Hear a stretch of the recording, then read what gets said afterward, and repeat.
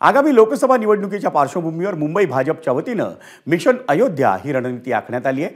या मोहिमेत भाजपच्या वतीनं मुंबईकरांना अयोध्येतल्या प्रभू रामचंद्राचं दर्शन घडवण्यात येणार आहे। या दौऱ्याचा सारा खर्च हा भाजपकडून करण्यात येणार आहे। या अयोध्या दौऱ्यासाठी उत्तर मुंबईतल्या भाविकांचा पहिला जत्था आज मध्य रेल्वेच्या विशेष आस्था ट्रेननं रवाना झाला।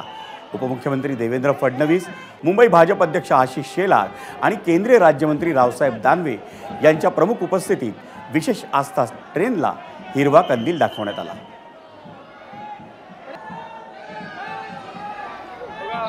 हा जो हे स्वप्न होतं भारतवासियांचं, ते दशकांपासून वचनपूर्ती ही पूर्ण होणं राहिलेली आणि ती आता वचनपूर्ती पूर्ण झालेली आहे। त्यामुळे सगळ्यांच्या मनात एकच आनंद आहे आणि तो आनंद व्यक्त करत अनेक भारताच्या कोपऱ्यातून अनेक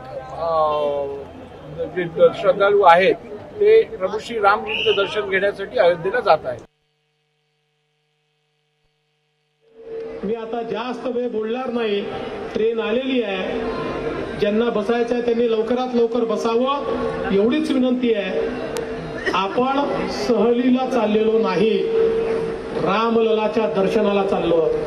रामसेवक आहोत। रामसेवकाने रामासारखं मर्यादेत राहिलं पाहिजे। मर्यादा पुरुषोत्तम रामाच्या दर्शनाला जाणारा प्रत्येक रामसेवक हा मर्यादा पाळून त्या ठिकाणी जाईल, भक्तिभावाने त्या ठिकाणी जाईल, भक्तिभावाने नियम पाळून या ठिकाणी प्रवास होईल, दर्शन होईल आणि आम्ही सगळे परत येऊ एवढाच विश्वास व्यक्त करतो। पुन्हा एकदा आपल्या सर्वांचं अभिनंदन करून मी माझं बोलणं संपवतो। जय हिंद, जय महाराष्ट्र, जय श्रीराम। एबीपी माझा, उघडा डोळे बघा नीट।